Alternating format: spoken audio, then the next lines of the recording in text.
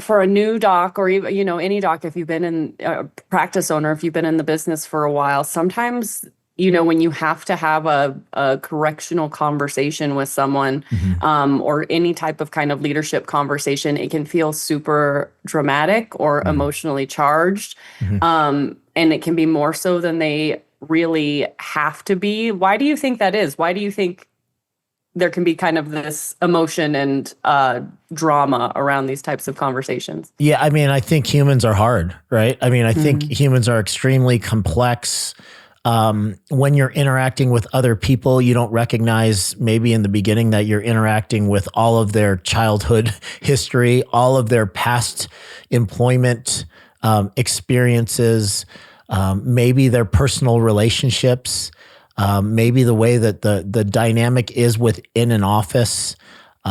Maybe the way that whether or not they were on athletic teams and had either a strong coach slash leader slash captain or not. All of those things come into play.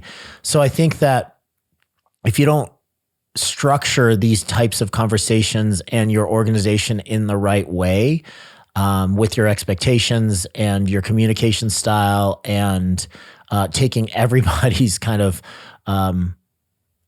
for lack of a better word, feelings and background into account, you're going to get unpredictable interactions, I think.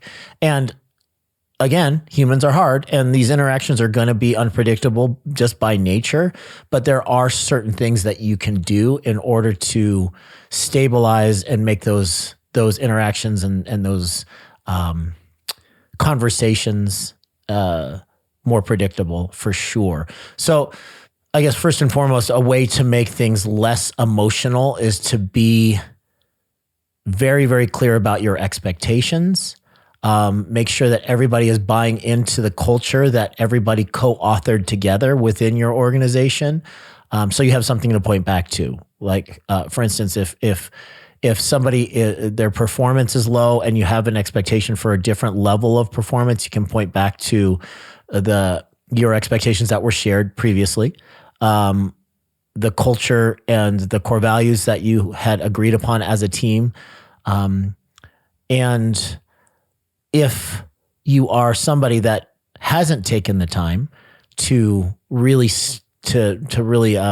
establish those core values and your expectations very, very clearly, these things can get very, very emotional because without some sort of a playbook that people can follow, a lot of times people don't know that they're not living up to your expectations because you've never defined them, or they're not embodying the core values because although they might be hanging on the wall, you've never leaned into them before. So I think in order to make these conversations and these interactions more predictable and less emotional, you have to be very, very clear about your expectations. You have to be very clear about what the core values are. You have to have some level of accountability, because again, going back to my original point, if you have established core values or you wrote them yourself and they're hanging on the wall and you've never ever talked about them before, and then all of a sudden you're like, hey, you're not embodying these 3 core values. It's like, well, Doc, you've never ever really talked about them. Mm. And it's never been a point of contention before. Why all of a Mm. sudden is it now? You know? Yeah.